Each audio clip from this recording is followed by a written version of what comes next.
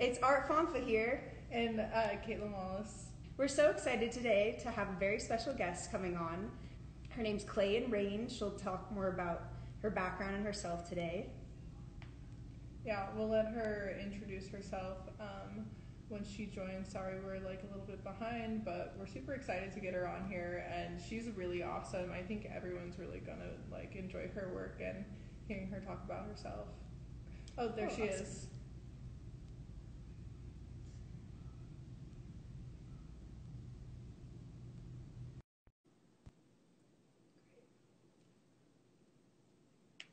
Yay. Okay, cool. Hi.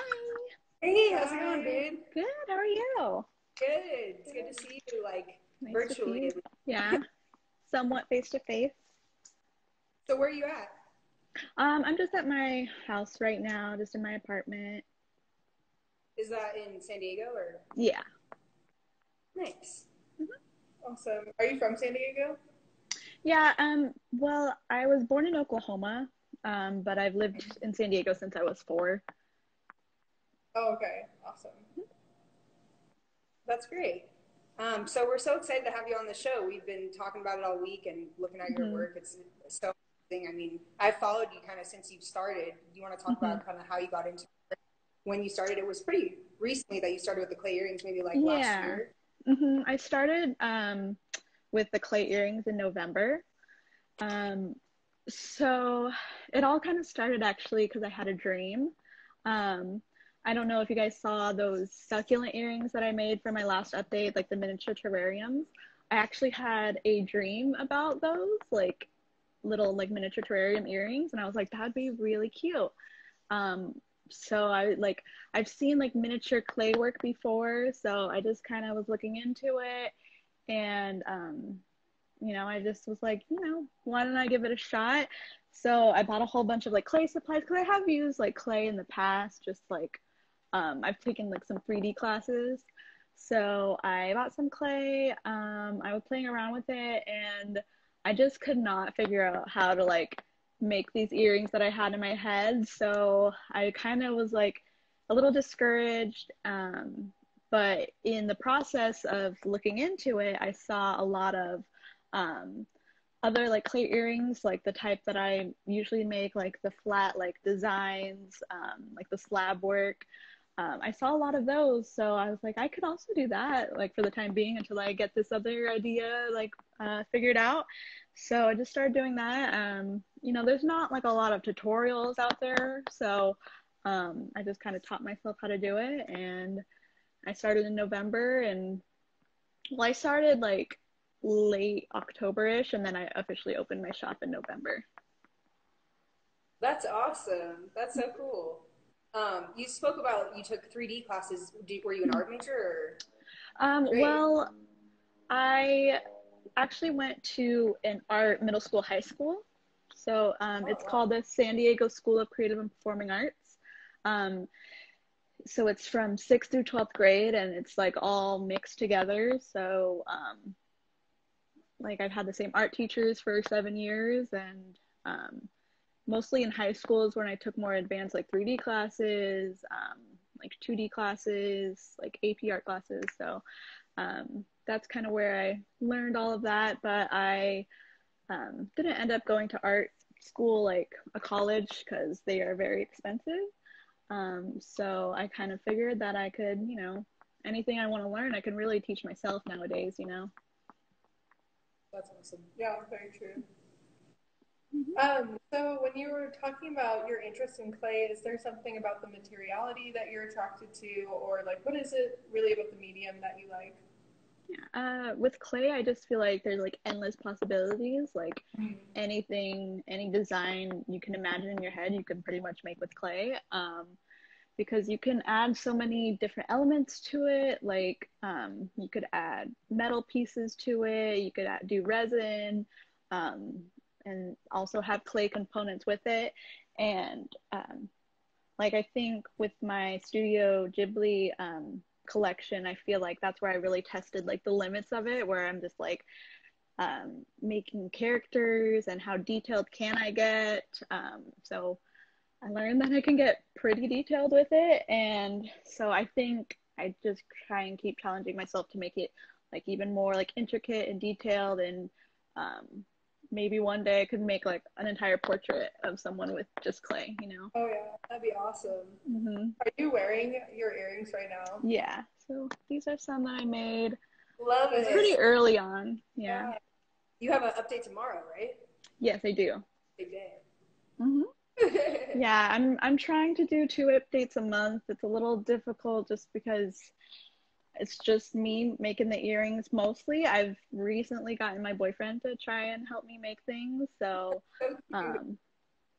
yeah, it's been fun. But I am doing this full time now, so I'm trying to keep like a consistent schedule. That's awesome. Definitely. Now, how many like earrings are you normally selling for Freestyle? Usually, I try to aim high, so I have the last few updates have gone up to like 80 to 90 pairs. Wow, that's insane. Cool. Holy shit. Yeah. For updates, I'm trying to put out a lot of products as well, so that's crazy. Yeah, that's so awesome. Congrats. Yeah, so it's a lot, especially like with those more detailed pieces, like because you just have to make them pretty much one by one. Like the slabs I can make like multiple pairs out of, but with like the characters and some of those, like you just have to do them one by one, and sometimes it could take like up to an hour per pair, so it is a lot of diligent work. Yes, very meticulous. For sure. You know, I wanted to speak a little bit about your background. I know you kind of are pretty vocal about it already, but just for people who kind of don't know and should be a little bit more educated about like the cultural appropriation of the art world within, you know, I guess native routes and things like that, with dream catchers and, you know, things. I know you've spoken about it a little bit, but I'd love to kind of Yeah, so like I said, I was born in Oklahoma, so I am Choctaw from the Choctaw Nation of Oklahoma.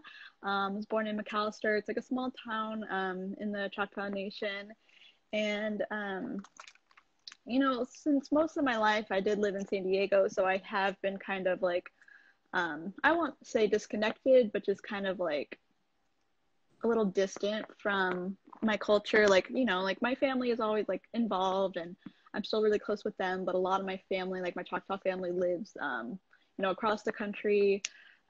So I try to just stay connected with like online. You know, like just I would say probably in 2016 is when I found like a whole like native community online, mostly on Twitter, and that was just like really eye-opening to me because growing up, like I didn't know anyone else who was native, you know, so that was just really fun. And through Twitter, I've actually met a lot of like indigenous people who live here in San Diego, and we have like a friend group now, and it's really nice.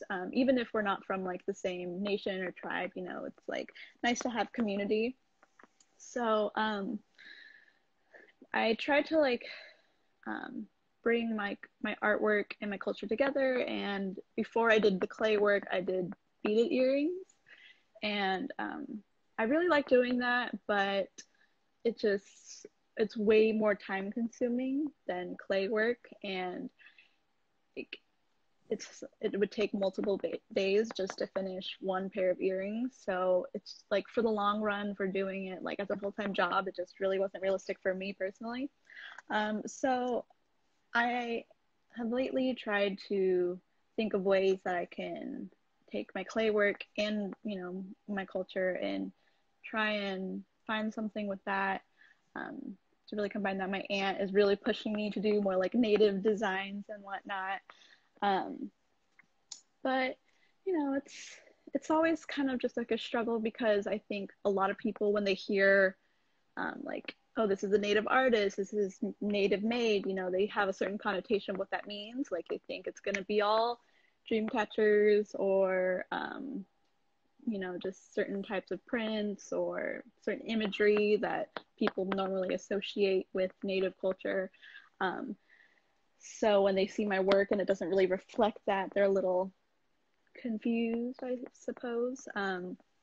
So I think I just kind of want to change the narrative that there's tons of native artists out there that aren't doing, I guess, traditional artwork, and just broaden people's perspective on what native art and what native made means. But as far as like the cultural appropriation and all of that, like it's very prevalent in the art community, just because I feel like there's not a lot of like, it's not like ill-intentioned. I feel like most of the time, like a lot of times people just don't know. And especially like dream catchers, like that's something that's super common, like that people just all over the world like to use in their artwork. And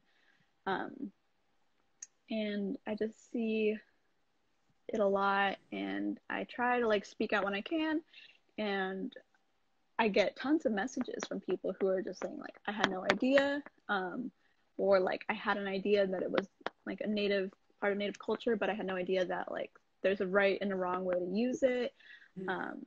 There's a lot of artists who like to use sage in their work, and so it's just a matter of educating people, I think, of what is and isn't native culture and how it should and should not be used. Because I also get just like tons of questions, especially when I did beadwork, of people who are like, is it okay if I buy your beadwork? Is it okay if I wear it? And I'm just like, yeah, like I wouldn't sell it to you if it wasn't, you know, like it's totally fine to buy things that are native made and to support native artists. Like, of course, that's what we want you to do. But if someone's not a native artist who's using our art and our culture to benefit themselves, that's what we want to steer away from. Definitely. You speak so eloquently, honestly. It's you. Really great. I think you're so right. We just need to educate people a little bit more. You know, I love how you spoke about the Twitter community you found, because Twitter, I love, you know, I mean, Katie and I have been friends in school, but tons of our friends are from Twitter now that, you know, are our friends and stuff. So, and now, you know, we're connecting and stuff, and I found you on Twitter. Like, it's an, you know, outlet, I feel like, for artists to connect. And obviously, you know, I think us artists that are trying to be like more positive just kind of have to like keep spreading that light, you know, and that, you know, there are obviously holes in the system, so we need to kind of just fill them, you know. But I really love what you have to say about that. Yeah, I like, and anytime I meet artists and they tell me they don't have a Twitter, I'm just like, why not? Like, you need one. Like, I feel like it's even better than Instagram as far as like sharing your artwork, you know, like, because, you know, you on Twitter, you can retweet people and share other people's work a lot easier than you can on Instagram. So there's a lot more potential for more people to see your work and to have more of a community. So I think Twitter is a great tool for artists. And, you know, before I started my shop, like, I wasn't really like involved in art Twitter, I suppose, you know, like I just, most of the people that I followed were, you know, like other like native people, or just like people I know, like, and then I remember I tweeted that I was looking for a certain type of like, I was looking for fluid artists, like paintings, and so many people were like, oh, follow this person, so I just followed all of them, and then all of a sudden my like timeline was just filled with artists, and I was like, well, this is great. And this was before I started my shop, and then once I did start my shop, like all of those artists that I had followed, like, you know, really showed me love, and really got me to where I am now. That's so awesome. I love that. Oh, that's great. And can I ask, like, who are some artists that really inspire you, or like some artists that you look at, or some types of art that kind of inform your work? So let me think. There's like just so many. So I really like making friends for people who do different types of art. Like, I love like following fellow clay artists, but I just love seeing like all of the different kinds of art and mediums people use. Like, I follow a lot of wire wrappers. So there's Art by Jack on Twitter. She does a lot of like pendants and has done like other forms, but we're going to do a collab soon, so that's going to be fun. Like, so like I made like clay cabochons, and she's going to like wire wrap them. But she was one of the very first people that I followed because like I also tweeted something like, oh, like I'm looking for like opal rings, and someone tagged her, and like she followed me before I even like started anything. So I really enjoy her artwork. And then here on Instagram, another clay artist that I follow is my friend Denise. Denise and their girlfriend Christine, they're Dadu Creates. They do like really amazing clay work, and it's nice to have someone to be able to talk about like specifically like clay things, and just like just the very like niche things that we go through as clay artists. Like I was telling them like it is so hot here right now, and like all of my clay is just like so soft, and when your clay is really soft, like it doesn't like work right. So it's just like it's nice being able to like complain about those things, you know, to someone who gets it. And then my best friend actually, Shug, she just started crocheting recently. She made me this. I know it kind of looks like I'm naked because it's just like a bandeau, but she made me this. So she's starting her little shop, kind of. She's gonna she has an update, or her first shop update is on August 1st, when she makes really cute little crochet things and like cute little purses that are like heart shaped. So it's really fun. Oh, that's awesome. That's super dope. Yeah. Um, I just kind of wanted to ask, you know, obviously I understand the clay part of your name, but what is Clayandrain? Like, where does that come from? Why'd you name yourself that? Yeah, well, my middle name is actually Rain. So, Oh, dope. That's awesome. yeah. So that's why, like, I use that a lot, like, because I used to do, like, a lot of, like, makeup. So, when I started doing that, I used the name, like, Zoe Rain specifically because, you know, there's a lot of Zoes out there, but Zoe Rain specifically kind of, like, sets you aside, like, you know, makes you different, I suppose. So when I was like, it was really difficult to try and figure out my name for my clay page, because I was just like, I'm really bad at coming up with like just like an entirely new like brand, you know, and name. So I was just like thinking of all the things, and I had a name in mind, and I was like, okay, I'm gonna use this name. And then someone else was using it on Etsy, but it was completely different. It was gonna be like Golden Hill Designs, because I live in Golden Hill in San Diego, and I don't know, I just thought that would be cute, and that would be kind of cute for branding. But yeah, someone else was using that name on Etsy, and so I was like, well, I was planning on making an Etsy, so I can't do that. And then I noticed a lot of like names like blank and blank, you know, were really popular. So I was just like, okay, what two things like blank and blank? What should I do? So I was like, okay, clay, like obviously, like I'm gonna be making clay earrings, so clay and something. And I just could not figure out what I wanted to do. So I just thought, you know, Clayandrain, like it's part of my name, and I was like Googling it, like, I mean, rain kind of has to do with clay because naturally, like clay you find in the earth is made from water and dirt, you know. So that's just kind of how I put it together. I love that. Yeah. That's sick. Clayandrain's a really cute name. I honestly really like it. Yeah.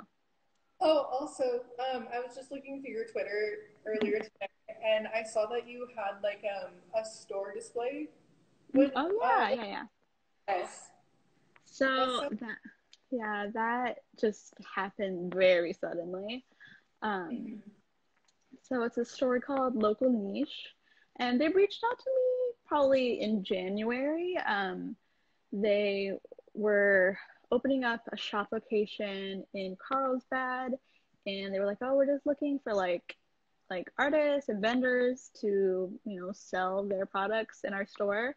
But I ended up not going through with it because Carlsbad is pretty far from me, and I don't drive, so I was just thinking like, how am I going to get my products to them, and how am I going to set up? So I ended up just not going through with it, but then they reached out to me again, and they're opening up a location closer to me, so it's at the Mission Valley Mall in San Diego.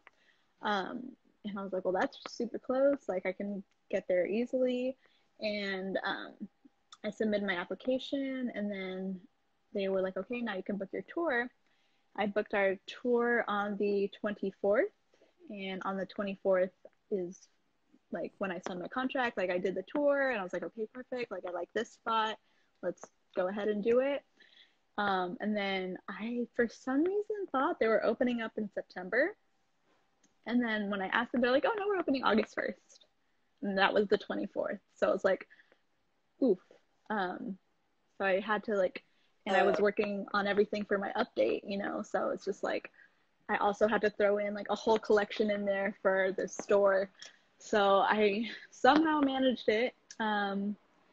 So yeah, we just bought everything like the weekend after I found out we got a spot. We bought all like the displays, and then I made all the earrings in one day, and then it was on Tuesday that we set it up.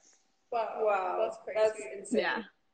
Mm-hmm. So that's crazy. Is that the first time you've like displayed your art, I guess, like in person, like visually? Because I know obviously you've had your online store, but have you been in like a show or anything like that?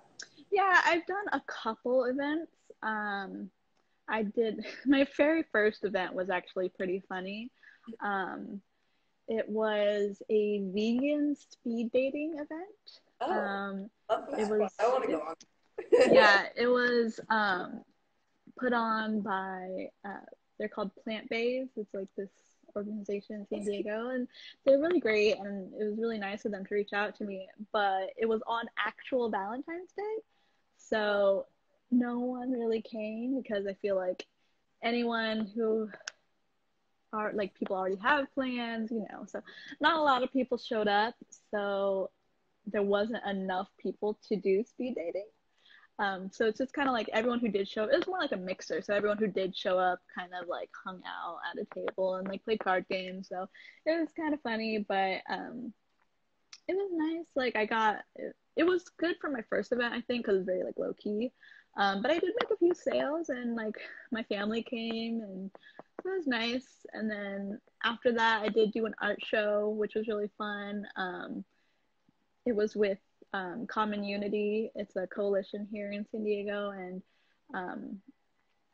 you know, they put on like a really great art show, and there was like performers, and there was my friend Tate was selling their beadwork, and it was a really cool show. And then I had a bunch of things lined up. I had 4 different events lined up for March, and then they all got canceled. So that was disappointing, but you know, obviously makes sense. Everything had to close, but I'm looking forward to like eventually starting to like, you know, do like vendor things again, and maybe look into like farmers markets and things like that, because I had the whole setup, you know, so just gotta wait for everything to be safe again. 100%. No, that's a good attitude you have about it, though. Mm-hmm. We'll be okay again, and I think that you at least got your stuff in the store for the time being. I think that's really awesome, and you know, it's super impressive, honestly. Yeah. Mm-hmm. Yeah, it's really nice. Like because I think like when they first reached out to me, I was kind of confused on what it was gonna be like. I was like, do they want me to work there? But it's just like a store just filled with like handmade items, like, you know, just small businesses. So it's a really cool store. Like I've never really seen anything like it, so I'm really happy to be part of it. That's super cool. That's cool. Mm-hmm. So like long term, would it be ideal to like have your own store, or to like be in stores, or like where do you like envision like taking your business? Yeah, I have talked with my boyfriend. We've actually thought of opening our own store one day. We actually, like, just a long time ago had said, like, wouldn't it be cool if we owned like an ice cream shop? So we've always just kind of had that in our heads, like, as a joke. But we're just like, what if we actually do open up an ice cream shop, but it's like an ice cream shop plus like just like a shop that sells like, you know, handmade items like that, just like a little like trinkets, things like that, you know. Get ice cream there. Yeah. So that's just something we've thought about, and like maybe in the next couple of years we could do. But right now, um, we have that on the back of our minds, and we're just kind of seeing where this goes, because this has all been happening like really fast, since I started like in November, and it's Grown only tremendously. Yeah. July now. Yeah, so it's a lot really fast. So Yeah. we'll see. That's super cool. Mm-hmm. Well, do you have anything else you want to say to our audience? I mean, we've had a lot of people come in and out. It seems like, your fans are really Mm-hmm. supportive of you. It's so amazing. So maybe just like Yeah. final art. Mm-hmm. Like I I've been getting a lot of questions about like from people who want to start making like clay jewelry, and um recently actually so I don't know if you guys saw this, like I tweeted about this. I like to just type in on Twitter like clay earrings, and then it shows you just all the tweets of people saying like, clay earrings, in order to find like other artists, because like when I first started there weren't a lot of clay artists on Twitter. So it's really cool to see how many different ones there are and all the different things we're doing. So I like to follow a lot of new artists. But something I've been seeing is also people who are just kind of like annoyed that clay earrings are becoming like trendy, and they're like, oh, everyone's making clay earrings now. And then I feel like that's kind of discouraging some people. And then like I get a lot of like DMs from people who want to start and just don't know where to start, because like I said, there's like not a lot of tutorials out there. And I get a lot of people who send me their art, like, or their pictures of their like clay earrings, or like, do you even think this is good? Should I bother like continuing? But I just like think that it's just such a fun, like, even if it's just a hobby, it's just like so fun. I just want to encourage people to like, if they have an interest in it, to like just go for it. Like even if people think it's just a trend or whatever, like I said, like it's super versatile. So I think like no matter what the trends are, what kind of like designs people like, a year from now, I feel like you can really do anything with the medium. And so if anyone is thinking about, making clay earrings, like I just think you should just do it. That's awesome. I feel like Katie could talk on that a little bit with resin. Yeah. Oh yeah, for sure. So like, I think gatekeeping any medium is honestly so like counterintuitive to the art community. I think, I understand that art theft happens, you know what I mean? But at the same time, I think that a big part of learning how to make stuff is kind of through studying other people. And I think that, there's room for everybody. You look at how successful so many small artists are on like, small businesses, I should say, like not small artists. Small artists, there's a lot of them with lots of followers, but small businesses, I guess, who they're so successful. So it's like, there's room for everybody to explore this medium, and it doesn't belong to anybody. So, yeah, I agree. Yeah. I saw like one specific thing that was just like, oh, what do these people making clay earrings not understand about supply and demand? I'm like, there's a huge demand for clay earrings right now. And I think because it's so versatile, like people can make a vast variety of designs, and like no two clay artists are the same. And like there's no shame in starting a new hobby, and like it's a really fun like creative outlet. So like I don't think everyone has to sell like because there's been a lot of talk of like, oh, everyone's turning their hobby into like a business. And I mean, like I think that's great. Like I love shopping small. Like pretty much everything I wear now is like from a small business. But even if you just want to do it for fun, like it's like just a really cool thing to do and to make as gifts. And now just like I never have to think about what I'm gonna get someone like as a present. Just like you're getting earrings. Yeah, no, I think you're so right though about like everyone expressing themselves in some way, and it's all about like, your individuality, and like I think you're so original, and that's all about like expressing yourself. That's what art is about. So I think, like you guys say, there's room for everyone, and you know, I hate to see like the hostility against artists and small businesses, because like we are all just trying to make it, you know, we should all support each other. I think, you know, the support of our community like really flourishes when we do support each other, you know, like seeing all these artists go viral is like, I love that. I get like, you know, so I love like your your outlook on everything is really awesome. So we appreciate you being on our show, dude. It was awesome. Thank you for having me. This is like the first like interview I've done about like my work. Really? So it's really cool. Awesome. I'm sure it's the start of many. Yeah, that's hell yeah. I'm glad we got you first. Well, thank you again, Zoe. You're really cool. We look forward to watching you flourish and grow like you have been tremendously. So thanks again. Thank you so much. Yeah, I really appreciate it. I really like what you guys are doing here, and it's really fun for like artists to like get to know each other, like, because I feel like even though that a lot of people like follow me on Twitter, they don't know me personally that well, so it's really cool being able to like put a face to the brand, you know. It's so true, honestly. Hell yeah. Well, thanks again, dude. We'll talk with you soon. Thank you so much. Bye. Bye.